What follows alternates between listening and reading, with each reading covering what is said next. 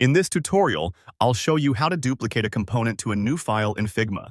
By the end of this video, you'll have a main component copied from one Figma file and pasted into another, ready to use and edit in the new file. First, open the file that contains the component.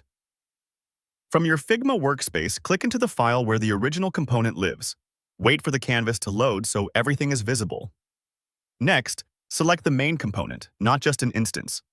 On the canvas or in the Layers panel, click the component you want to move. Check that it's the main component.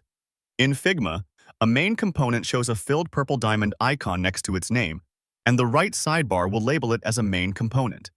If you see Instance in the sidebar or a hollow diamond icon, that means you selected an instance. In that case, navigate to the main component and select it instead. This matters because copying an instance would only give you a linked copy, not a standalone main component in the new file. Now press Ctrl+C on Windows or Command+C on Mac to copy. You won't see anything change on the canvas, but the component is now on your clipboard. If the component has nested layers or variants, that's fine. Copying the main component includes everything inside it.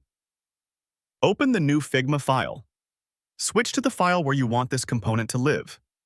If it's already open in another tab inside Figma, click that tab. Otherwise, open the file from your recent files or project list. Give the canvas a moment to load before pasting. Press Ctrl+V on Windows or Command+V on Mac to paste. The component will appear on the canvas in the new file. Click it once and confirm you still have the main component selected. You should see the filled purple diamond and the component name in the right sidebar.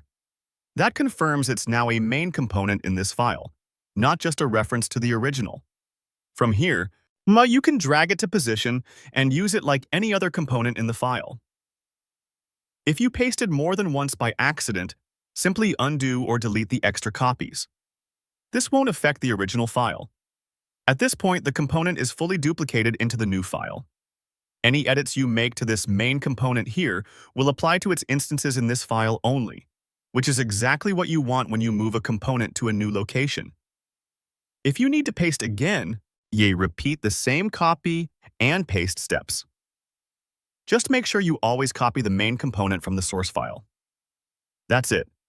You opened the source file, selected the main component, copied it, opened the new Figma file, and pasted it.